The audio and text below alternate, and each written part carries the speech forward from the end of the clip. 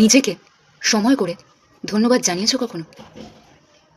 আসলে সব থেকে বড় কথা হচ্ছে, আমাদের যত ম্যাচিওরিটি হয়, আমরা যত গ্রো করি, আমরা কিন্তু তখন সব থেকে বেশি ডিপেন্ডেন্ট হয়ে পড়ি নিজেদের ওপরে।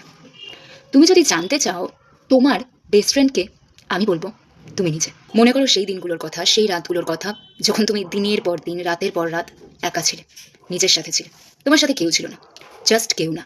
কেউ একবারের জন্য তোমাকে টেক্সটও করেনি, ফোনও করেনি। আসলে কি জানো তো, সময় নয়, প্রায়োরিটি। সময় কিন্তু আমাদের সবার কাছেই আছে। আমরা সবাই এত কাজ করছি, খাচ্ছি দাচ্ছি, একবার হলেও নিজেদের ফোনটাকে স্ক্রল করছি। কিন্তু আমরা যদি কাউকে প্রায়োরিটি দিয়ে থাকি, আমরা ঠিক অন্তত 5 মিনিটের জন্য হলেও কিন্তু সেই মানুষটাকে মনে করবো। অর্থাৎ সময় সবার আছে। মনে করো সেই সব রাতগুলোর কথা, যখন তুমি একা একা চোখের জলে বালিশ ভিজিয়েছ। কেউ তোমার মাথায় হাত বুলিয়ে দেয়নি, কেউ তোমার কাঁধে হাত রাখেনি, কেউ তোমাকে একবারের জন্য বলেনি it's okay, everything will be fine.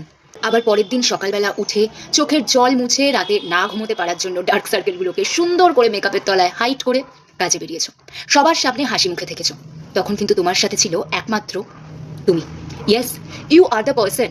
আমরা আসলে সবার জন্য এত ভাবতে গিয়ে, সবার জন্য এত করতে গিয়ে নিজের কথাই না ভুলে যাই। আর সেটাই হচ্ছে সব থেকে বড় দোষ। একমাত্র তুমি নিজেই যে তোমার নিজের প্রত্যেকটা লড়াইতে তোমার নিজের সাথে ছিলে। একমাত্র তুমি নিজেই যাকে তুমি ভরসা করে নির্দ্বিধায় তোমার সমস্ত কথা বলতে পেরেছো। তোমাকে একবারের জন্য ভয় পেতে হয়নি, কি ভাববে, আমাকেই উল্টে জাজ করবে না তো, আমাকেই মিসআন্ডারস্ট্যান্ড করবে না তো, রেগে যাবে না তো। প্রত্যেক দিন সকালে ঘুম থেকে উঠে বা রাতে ঘুমোতে যাওয়ার আগে একবার হলেও আয়নার সামনে দাঁড়াও আর নিজের দিকে তাকিয়ে বলো, I am proud of you, I am proud of myself, because you are the one who has always been with me. যে আমাকে through every thick and thin support করেছে, আমার সাথে থেকেছে, আমাকে সত্যি করে বুঝেছে। কখনো কখনো নিজেকেই নিজের চোখের জল মুছিয়ে দিতে হয়, কখনো কখনো নিজেকেই নিজের বেস্ট ফ্রেন্ড হয়ে উঠতে হয়। কারণ at the end of the day আমরা সবাই একা।